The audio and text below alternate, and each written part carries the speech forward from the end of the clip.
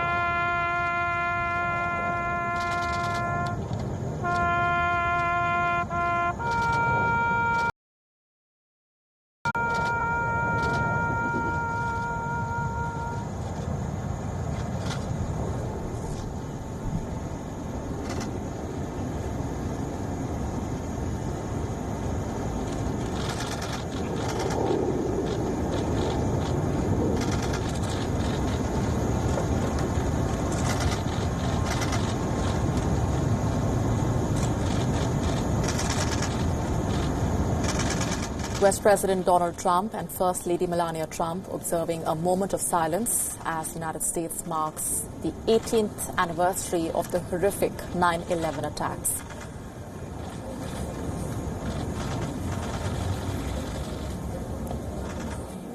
The image of two passenger planes flying into the Twin Towers of the World Trade Center is etched in public memory, and today marks 18 years of the 9/11 attack, where 4 planes, they carried out suicide attacks against select targets in the United States. The attack killed almost 3,000 people, but rattled the entire world.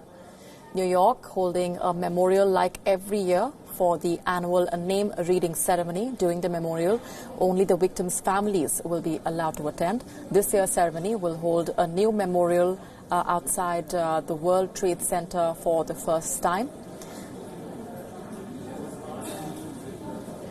This spring, 6 granite slabs were installed in the Memorial Plaza, designed to honor firefighters, police officers and others who died from exposure to the toxins after the attacks.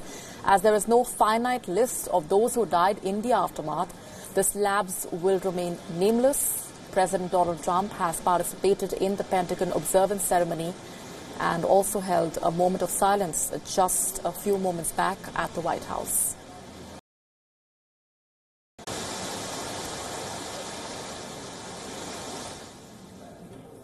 And joining us on the broadcast this minute is our correspondent Nick Harper from New York. We've just seen those visuals of the U.S. President and the First Lady observing a moment of silence. Nick, Today marks a day that is remembered not just by the people of the United States, but by those across the world as a day of horror. About 3,000 lives were lost. Take us through the events that are lined up over the next few hours as the United States marks the 18th anniversary, and also the steps that were taken just a few hours ago when the terror list was expanded by the United States. That's right, those commemorative events taking place right across the United States during the course of the day. President Trump, as we saw there at that event at the Pentagon, remembering the people who died in that years ago.